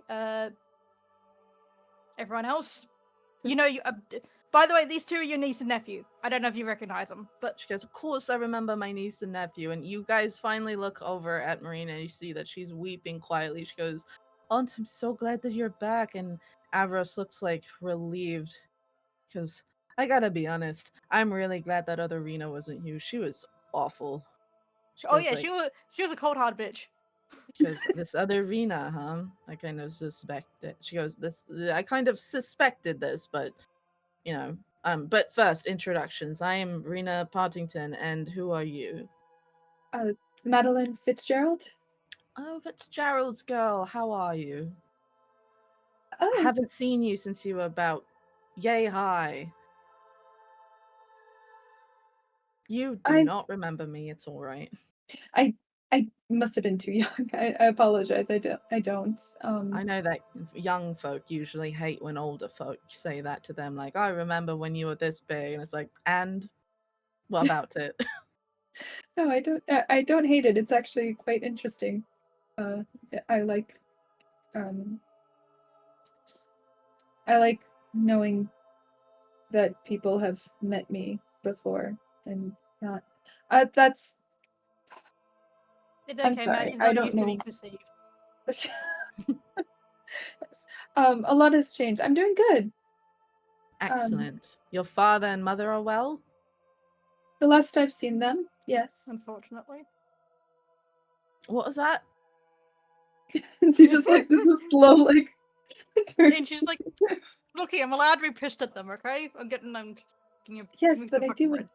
She goes, "Ooh, I love drama, but let's get on with the introductions." She looks at you guys. I'll tell you later. Gaius Tybalt, my lady. Tybalt family. She goes, "How is your family and how are you? Thank you for your help with this." I wish I can give you an update as to how my family is, but we are a bit estranged, my mother and father. But my brothers are doing well. Well, at least two of them are doing well. I don't know how the eldest is right now. I remember one of them being quite a looker. Which one is that? That is probably Gaspard. Oh, yes, Gaspard. Very charming young man. And she kind of fixes you with a little bit of a look, like a little bit of a scanning look. Because, like, I'd be very interested to know what you've been up to since I last saw your family. I think, if I recall, I didn't actually see you, but I did see your brother and your mother and father, but I didn't hear much about you except that you were singing in taverns and whatnot and writing books. But it seems maybe things have taken a bit of a turn for you. Things have taken a multitude of turns these past couple weeks. Well, if you take 3 rights, you go right back to left, don't you? I think I'm coming up on that one. How exciting. And then she looks at you, Harvey. She goes, "I did not catch your name, young man." Arbelriel Sarveris. Ooh. So Varys boy. Last place I would expect to see you. But I can't judge my savior, so thank you. You're most welcome. Because, well, probably the most strange assortment of traveling companions I could ever have expected to pull me out of that darkness there. Hold on a second. My dear steward, you're not going to introduce yourself. And he looks to Emmanuel. My name's not Stuart, it's Emmanuel. No, that's a word, not a name. Yes, I'm Emmanuel Boreas, my lady. She goes, oh. She goes, last I heard you had absconded from your family, and that's all I really remember. But that seemed to have been traveling upon the trees to me while I was in the dark. And there was sort of a sense of magic on the outskirts of the forest, and I just heard your name. She was like, well, that was very kind of frightening, the way that you described that. She was like, I'll think about it later. And she Yes, goes to eat more bread and berries. She goes like, mm-mm-mm. He's a bit of a runaway, but we'll find him a good home. Emmanuel looks a little offended at being referred to like that, like he's a stray dog. She was like, so what is going on? Well, I don't know how to Yeah. break this to you. I'm afraid that your brothers recently passed away.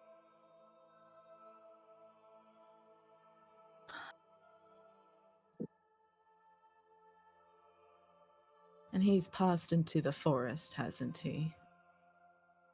That's good. His body was interred here. Yes. Well, it can't come as a surprise to you all that death is not the end.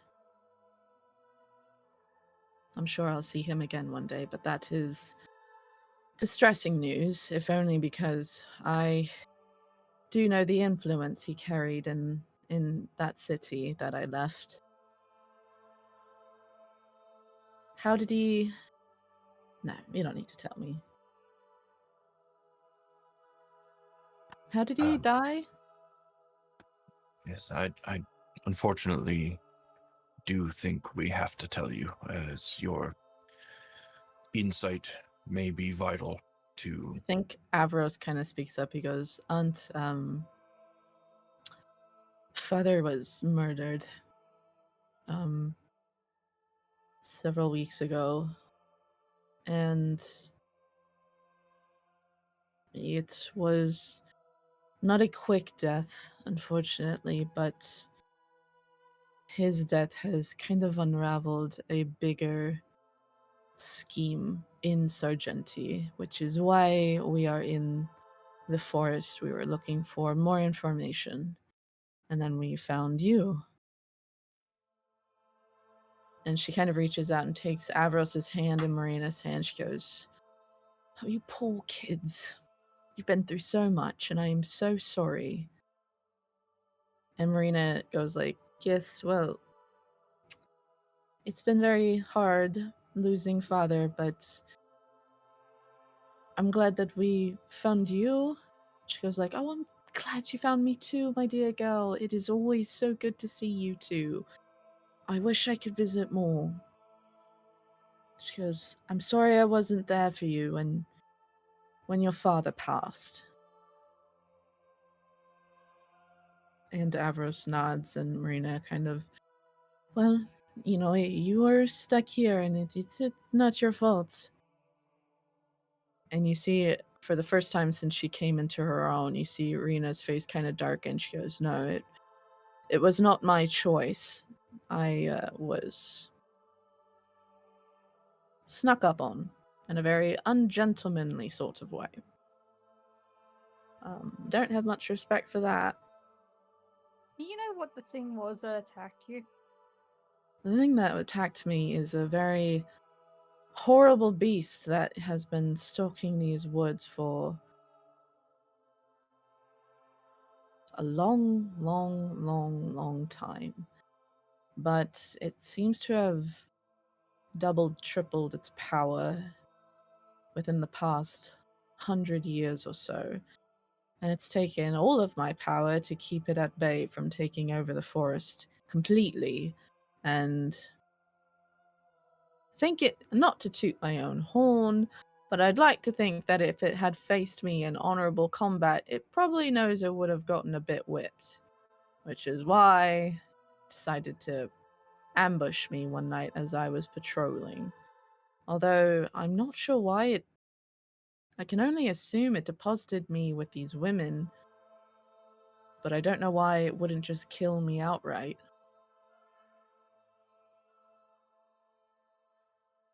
Especially if, as you mentioned, it had a backup arena to take my place.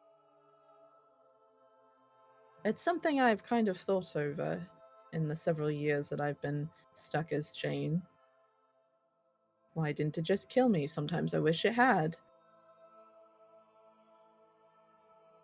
Is there any reason why it might still need you alive? Would your death mean the end of something within this I very forest? much doubt it, just because I have the role of protector of the forest, but that can easily be taken away and given to someone else, as you all saw. This fake Rena, whomever she is, or he is, or whomever, took on my powers because there was no one else to step up. I was incapacitated. And now that I'm no longer, my powers come directly to me, and it feels good. However, I don't think killing me would disrupt the forest in that way. That is a frightening thought, and I'm going to think about it later. Well, Sorry. What? I remember I read some things on the doppelgangers as I read that book. Can doppelgangers mimic people who are dead, or can they only do it when people are alive?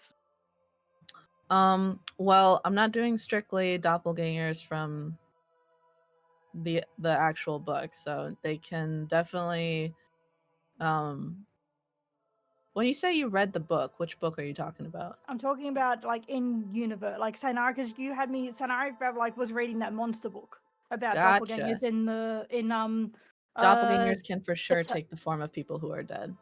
Okay, so there is no point for them.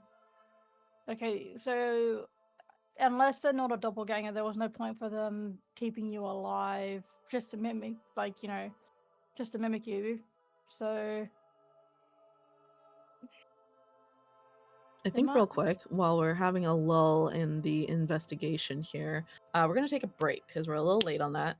Let's be back within like 5 to 10 minutes or so, and that way we can kind of formulate our questions a bit more. But yeah, we will be back in just a little bit.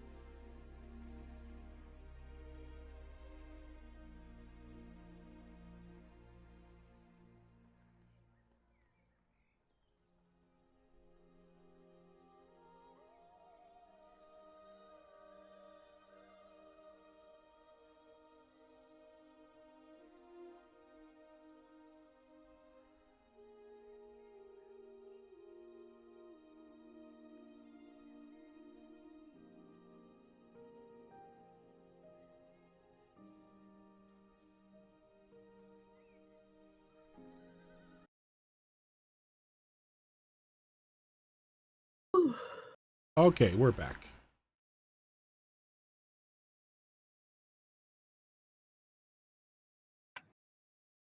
Hi. Hi. I have bad news, and I'll be the one to break it. We're gonna have to call it here. I have a really bad migraine. We're not doing so hot, so we will have to pick this up in 2 weeks. So, Yep. Rojan, take it away. Yep, everyone, thank you so much for tuning on in. If this is your first time here, this is not the only show that we do. Coming up tomorrow, normally we would have our Sunday game of Wayward Wanderers, but that is currently on a hiatus for the summer. So stay tuned for an announcement when that show will be coming back. But tomorrow night, around 8 p.m. Pacific time, we will be having another episode of Behold Lore, this time with our special guest Tilt. Coming up on Monday, we are going to have another episode of... Oh, I'm sorry. Yes, it's 6 p.m., not 8 p.m. My bad. Coming up on Monday, we will have another episode of Destiny Forged, which is our longest running show here on the channel, currently in its 4th campaign. Alternating Mondays, we have our new Avatar Legacy game, our Avatar Legends game of Escape from Varric Island. Tuesdays, we have Star Wars Tales of the Outer Rim, which is a Star Wars game run by Tilt. Coming up this Thursday will be another episode of Mass Effect Horizons, which is a Mass Effect mod that is run by Zorro. Alternating Thursdays, we have a new Era, which is another 5th edition game that I run. And then coming up next Saturday will be another episode of Withered Wastes, as well as the first episode of Vigilant 6 West Coast, which is a new superhero game that we're going to be running using the mask system that is going to be run by Spiffy.